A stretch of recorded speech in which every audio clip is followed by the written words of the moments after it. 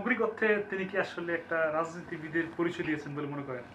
না না, দিবেন না কেন? মূল ব্যাপারটা হলো যে পৃথিবীর সবচেয়ে সেরা বিশ্ববিদ্যালয়ের অধ্যয়ন করে তিনি একজন গ্রাজুয়েট, হার্ভার্ডে পড়া এত সোজা জিনিস না। ঢাকা বিশ্ববিদ্যালয়ের ভাইস চ্যান্সেলরও হার্ভার্ডে চান্স পাবেন কি না হি ক্যানট টেল। তো সেখান থেকে তিনি লেখাপড়া করেছেন।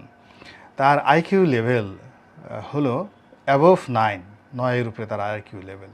হি is not a normal man. তার জ্ঞান বোঝার জন্য আপনাকে ওই পর্যায়ের জ্ঞানী হতে হবে। আপনাদের দৃষ্টিতে আমরা যারা বুঝি না, আমরা তাকে কেউ পাগল বলি, কেউ অটিস্টিক বলি।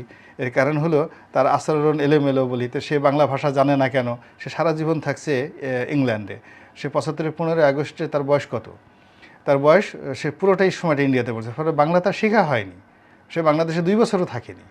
ফলে যখনই বাংলা বলি সে সেটা ইংরেজিতে অনুবাদ করে গ্রহণ করে দেন, আবার বাংলাতে তার মস্তিষ্ক অনুবাদ করে আবার সেটা আমার কাছে বলতে যায়। ফলে তার বাংলাটা ভালো হয় না।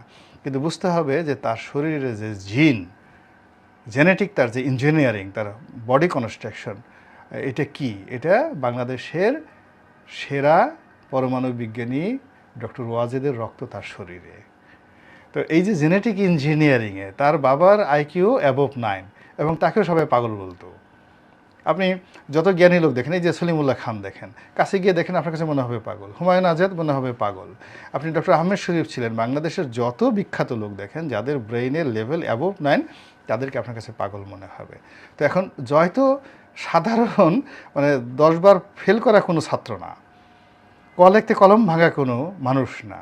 তিনি একজন পৃথিবীর সবচেয়ে সেরা বিশ্ববিদ্যালয়ে পড়াশোনা করা অন্যরকম মেধাবী একজন মানুষ। কিন্তু আমরা বাংলাদেশের প্রেক্ষাপটে যারা ঢাকা কলেজ থেকে পড়েছি, ঢাকা ইউনিভার্সিটি পড়েছি, আমরা এই দেশের অবস্থায় থেকে জয়েরকে মূল্যায়ন করার মতো অবস্থা আমাদের